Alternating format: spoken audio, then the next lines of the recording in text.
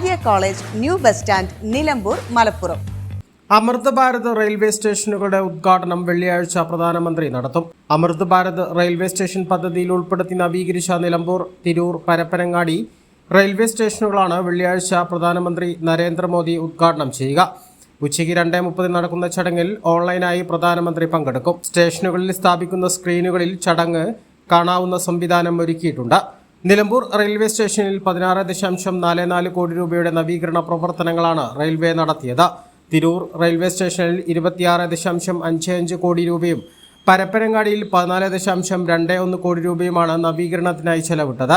2023 ഓഗസ്റ്റിൽ പ്രധാനമന്ത്രി നരേന്ദ്രമോദിയാണ് നവീകരണത്തിന് തറക്കല്ലിട്ടത്. ജില്ലയിൽ നിലമ്പൂർ, തിരൂർ, പരപ്പനങ്ങാടി എന്നീ സ്റ്റേഷനുകൾക്ക് പുറമെ അങ്ങാടിപ്പുറം, കുറ്റിപ്പുറം എന്നീ സ്റ്റേഷനുകളിലും നവീകരണം നടന്നിട്ടുണ്ട്. ഇതിൽ നവീകരണം പൂർത്തിയാക്കിയ കുറ്റിപ്പുറം റെയിൽവേ സ്റ്റേഷൻ തുറന്നുകൊടുത്തു.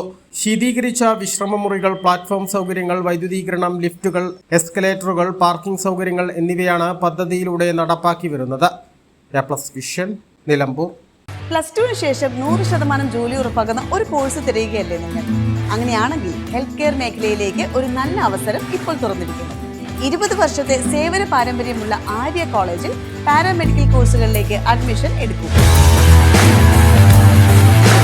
കോഴ്സ് കഴിഞ്ഞയുടൻ തന്നെ 15,000 രൂപ സാലറിയും ഇന്റേൺഷിപ്പും ഉറപ്പാക്കും. GNM, BSc MLT, DPharm, DMLT, AT&OT, nursing, ANM, pharmacy assistant, imaging technology, hospital administration തുടങ്ങി തിരഞ്ഞെടുക്കാൻ നിരവധി തൊഴിലധിഷ്ഠിത കോഴ്സുകൾ.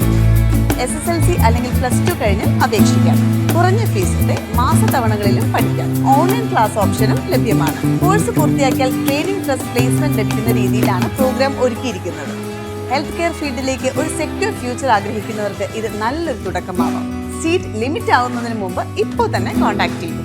Arya college, new bus stand, Nilambur, Malappuram.